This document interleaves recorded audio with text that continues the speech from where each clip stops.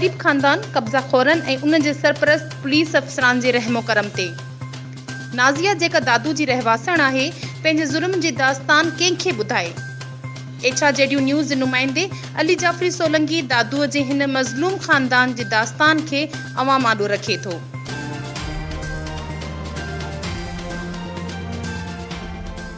HRJDU news सां ॻाल्हाईंदे मसमात Nazia ज़ोजा Mumtaz Soomro रहवासण village प्यारो ड्रखण UC मुरीदाबाद तालको ऐं ज़िलो दादू।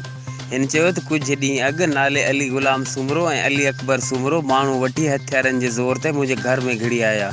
उन वक़्तु मुंहिंजो मुड़ुसु मुमताज़ सुमरो मज़दूरी ते वियल हो। हिननि मूंखे ऐं मुंहिंजे ॿारनि खे सख़्तु तशदद जो निशानो बणायो ऐं धकु खणी असांखे घर मां ॿाहिरि कढी चयो त हीउ प्लाट असांजो आहे, असां हिन ते कब्ज़ो कंदासीं। जॾहिं त मज़कूरा प्लाट कच्ची आबादी में आहे, जंहिंमें असां सालनि खां रहंदा पिया अचूं। हुन जो इतला असां B सेक्शन 12 दादू जे SHO खे ॾिनो, मगर को बि एक्शन न थियो। वरी अहिड़ी शिकायत असां SSP दादू खे ॾिनी, मगर का बि कार्रवाई अमल में न आई। HRJDU न्यूज़ सां ॻाल्हाईंदे मसमात नादिया ज़ोजा मुमताज़ सुमरो वधीक चयो त जवाबदारनि खे पुलिस जी मुकमल सरपरस्ती हासिल आहे, जेके असांखे मौत मार धमकियूं ॾेई रहिया आहिनि। हिन IG सिंध ऐं तमामु आला अख़्तियारनि खां मुतालबो कयो त मूंखे ऐं मुंहिंजे मुड़ुस खे मुकमल क़ानूनी तहफ़ुज़ ऐं इंसाफ़ फ़राहम कयो वञे। अली जाफ़री सोलंकी HRJDU न्यूज़ दादू।